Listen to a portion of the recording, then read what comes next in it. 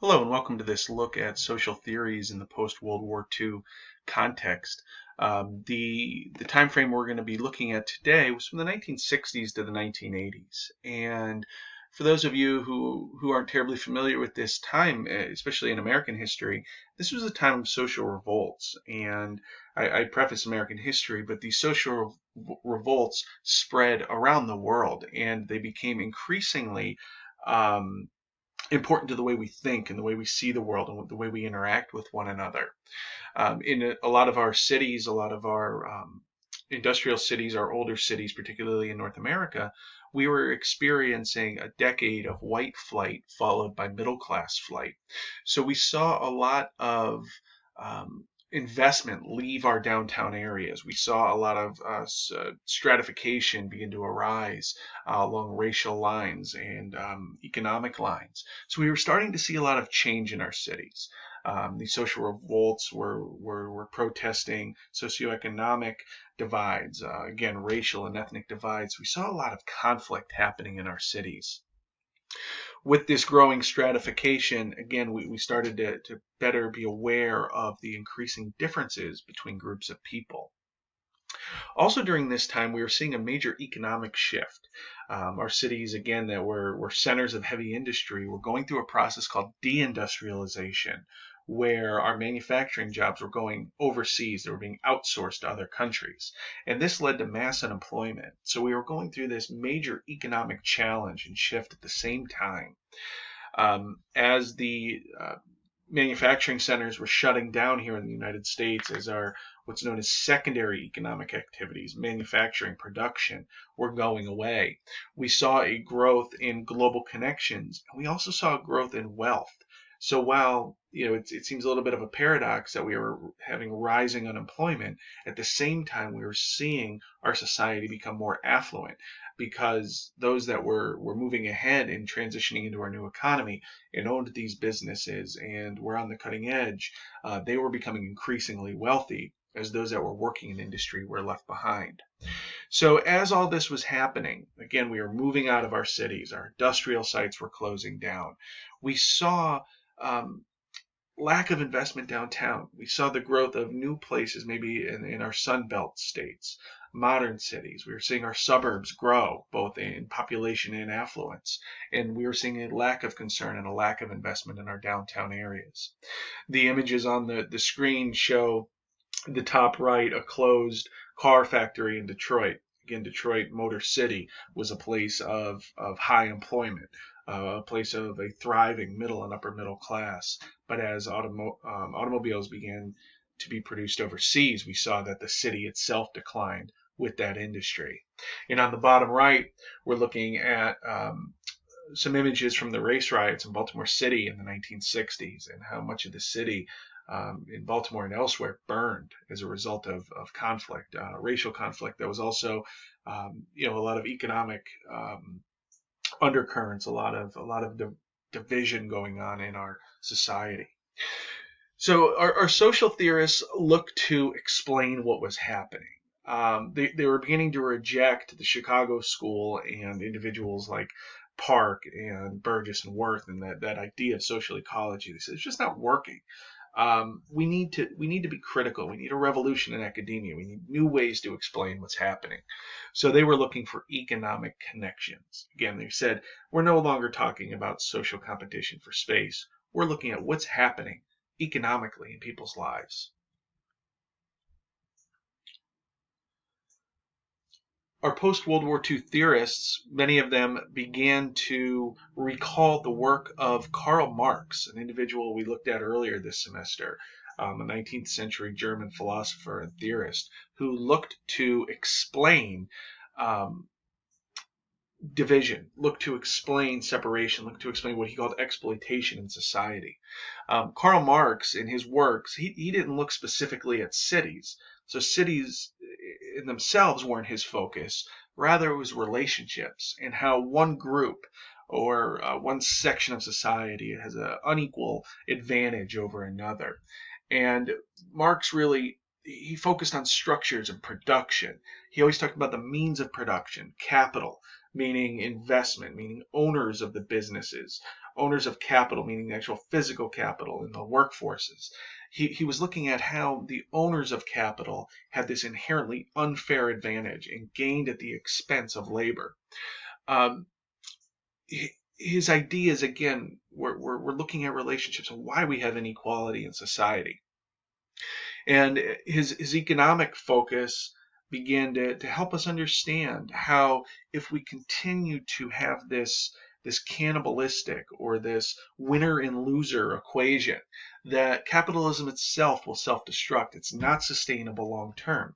So when our theorists in the 1960s to 1980s were beginning to explain these tensions, the destruction of our cities along racial and economic and political avenues, they began to look at Marx. They said, you know what? We do have some explanations for what's happening here. It's not what Burgess and Park told us. It's actually looking more like what Karl Marx was writing about in the 1800s. So Marx's influence really came to light during this time period, during this post-World War II, this 1960s to 1980s time frame, to help us understand economics, politics, and geography.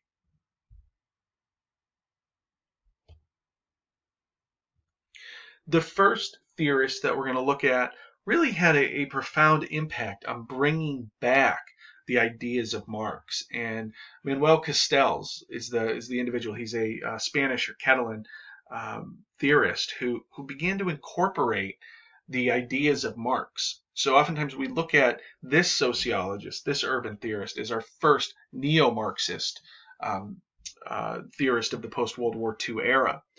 And he again said that capitalism, not ecology, drove social organization. So those patterns that we looked at in our concentric zone model, where we had Little Sicily, we had the Black Belt, we had the zones of transition arriving in our cities, they weren't just the result of competition for space. Rather, they were a look at capitalism.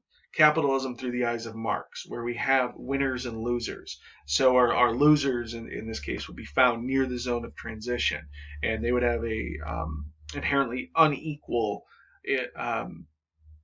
advantage or possibilities of moving up. So he looked at an economic focus, not social relationships. So again, not the competition for space, rather who's in control, who owns the capital, how are our economic structures influencing organization of space. And while Marx was heavily looking into production, Castells looked at consumption. And I want you to think for a minute, how do we consume in cities? So recall, this is a period of deindustrialization where our cities were no longer the centers of heavy manufacturing. We were seeing this shift to consumption. Think for a minute. How do we consume? We consume housing, right? Where do we live? Why do we live where we live? We consume retail environment, right? A lot of times when we think of consumption, we think about what do we buy at the store, the grocery store, the department store, the clothing store. So we're starting to think about the way in which we consume, our lifestyles, not so much where we produce, what we produce, but how we consume. And this is important as we move through this look, not only at our neo-Marxists, but also when we shift to Sharon Zukin and her look at recreating space in cities.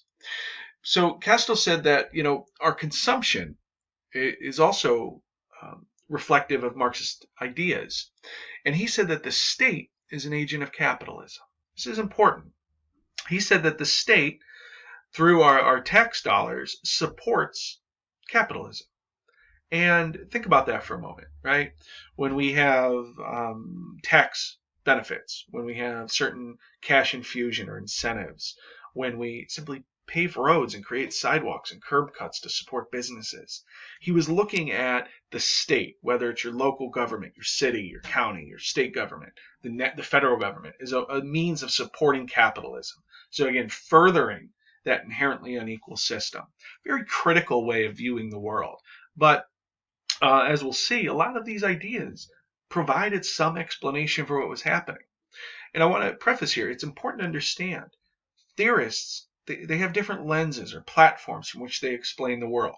we're not saying that one is totally correct or incorrect, right? With our older theories, we have the benefit of hindsight to explain, yeah, this was right, or no, there's a lot of holes here. But Castells, again, in his period, 1960s through 1980s, a time of social revolution that integrated into academia, helped him explain what was happening in our cities. Our second theorist built on the economic and political struggles that were supported by the state, and the image on your screen of Social Justice in the City, a book previously mentioned. This book is really important when we look at social justice movements today. This man's name is David Harvey, and he's from England, and he's an American scholar. He worked at Johns Hopkins, so much of his work was done right down the road in Baltimore. Harvey said that urban problems are rooted in capitalism. Again, this inherently unequal system that we've adopted leads to social and material decline. And this is really important because he is looking much like Castells at the capitalism pursuing areas outside and a lack of investment inside our city. So he's saying it's material and social decline. So as we invest and as we grow outside of our inner cities, those new prosperous areas, individuals in our cities are also going to move. They're going to be attracted to that space.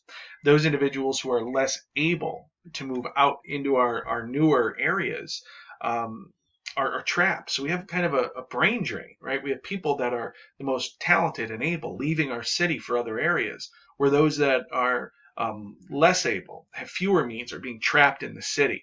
So he's looking at this social and material decline, and he's calling it uneven development. Uneven development, an important term by Harvey. The idea, again, that investment is going outside the city. And capitalism is, again, pursuing profit, pursuing winners and losers. And the opportunities are found not in the aging core, but on the outside, the suburbs, the edge cities. And again, as these places become more prosperous, they're attracting talent from the city.